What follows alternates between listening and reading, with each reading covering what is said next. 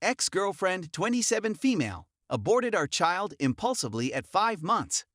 Unsure how to handle.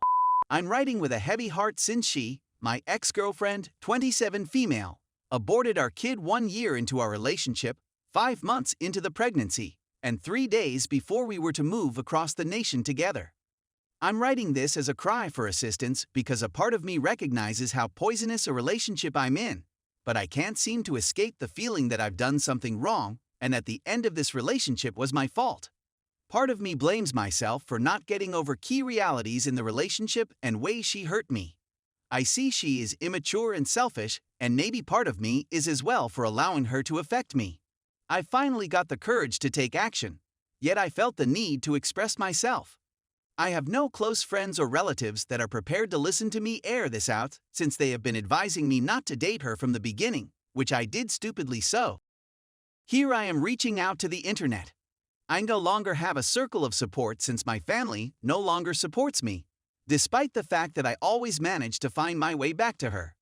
Friends, I gave up during the year as she informed me she was having issues with several groups of friends one after the other, and therefore I felt awkward/guilty confiding in them since I had given them up for her. To begin, I am 28 male, and my ex-girlfriend is 27. We are both normal folks with no known psychological or mental problems. In February 2020, we met via Facebook dating. We had been dating for a month when we decided to be exclusive. She had allowed me use her phone a week into our exclusive arrangement, when a message from another man appeared up. I read it, and I discovered she was having with other individuals she met on the app based on her talks, and she was still talking to other men on the app, which I was oblivious of the whole time we were dating since she had told me she was only seeing me. I dismissed this as a result of our relationship being too fresh and her lack of affection for me. When confronted, she first lied to me before ultimately admitting it when I strongly informed her I had evidence. She said she wasn't committed to me, so she did what she did, and she was unsure about me. I remained anyhow, thinking to myself that maybe I had been confused in speaking with her about the parameters of this new connection. It ate at me the year we went out, and I always had insecurity and trust problems with her, which led to frequent disagreements. The discussions would begin with me trying to clear up facts about what had transpired between us and why she did those things, only for her to never accept her mistakes. I was afraid that if she didn't accept her mistakes, she'd start cheating all over again. Because of my uneasiness over what happened between us, the disagreements usually ended with me apologizing. We both moved in together almost accidentally mid-March 2020 due to quarantine, and therefore over the course of the year, we formed this toxic connection. Unintentionally, because of the lockdown, we began spending more and more time/nights together and eventually decided to formally move in together. I wish I had seen the big red flags and character defects in her lying and cheating so early in the relationship, as well as her lack of remorse and continued attempt to fake her way out of it. Though it may have been intrusive of me, her going through my phone and deleting messages and friends from my social media/going through my messages and photos. I played private investigator, and over the course of a year, as I wanted to know the person I was getting in bed with and her history in and out, I begun incessantly looking through her phone. We moved in together at the start of quarantine, and over the course of a year, I looked through years of her texts and discovered she had previously cheated on her lovers. I questioned her about it as well, and it took months for her to eventually open up and tell me she changed because of me, and that people change when there's a reason to, referring to her turning from a cheater because of me and for me. It took months because if I brought anything up, she would shut up on me, become emotional, cry, get furious, or threaten to leave, which is another recurring theme when addressing the wrong she has done to me. I'll confess that the adultery that occurred between us initially was a cause of contention, and our disagreements became poisonous. So much so that we would dispute every day, sometimes for hours on end. Anytime I brought up my fears about the relationships and expressed my sadness/disappointment over what occurred originally, she threatened to leave, and thus me attempting to convince her to remain in order for her to see her mistakes and how she viewed this connection as disposable.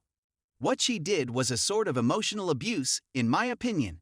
I assumed the position of A quasi-parent attempting to assist her to make better life choices. Being relatively successful at such a young age, I operated a highly successful company in my early 20s that enabled me to be financially independent. I believed I could encourage her to make smart decisions as well. I now recognize that attempting to assist someone with such moral flaws was a mistake, as was the emotional abuse and manipulation she subjected me to. Since we've been living together, she's threatened to leave on many occasions, and I've begged her not to. As a consequence, she phoned the cops on me in a few cases. I have never struck or hit her, but she has physically hit me many times. She confesses to fraudulently calling the cops on me. She has thrown stuff from my balcony on many occasions. She would continuously threaten to leave since she is aware that the place we reside in is dangerous, only to use her safety as a bargaining point. She once jumped over the balcony when I attempted to break up with her. The police were called, and she was hospitalized for 24 hours on suicide watch.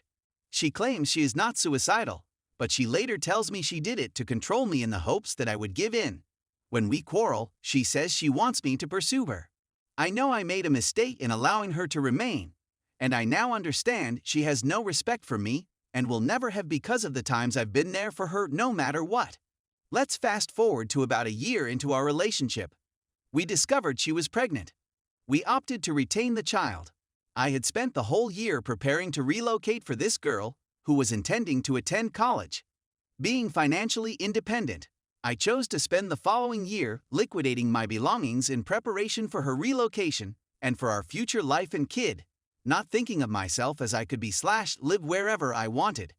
We had a significant dispute 3 days before relocating, 5 months into the pregnancy, and I left that night. I returned the following morning to see her cousin there. They called the cops on me, accusing me of trespassing and telling me to leave, while all my belongings were locked inside the apartment, with no way for me to get them or enter the premises since it was not in my name. A day later, she contacts me and informs me that she had an abortion. I couldn't believe it. I was torn. I decided to break all links with her, and because the apartment we had reserved for our cross-country relocation was in my name, I chose to go on my own. Big blunder. The first week, I messaged her and told her I was breaking up with her. A few days later, I messaged her again, this time guiltily, apologizing for the anguish I had caused her and accepting responsibility for all that had transpired.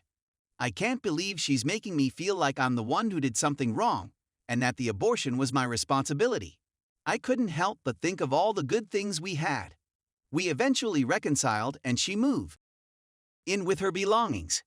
We broke up again last week after a stupid petty disagreement, and I realize she doesn't care about my well-being or safety and always puts herself first.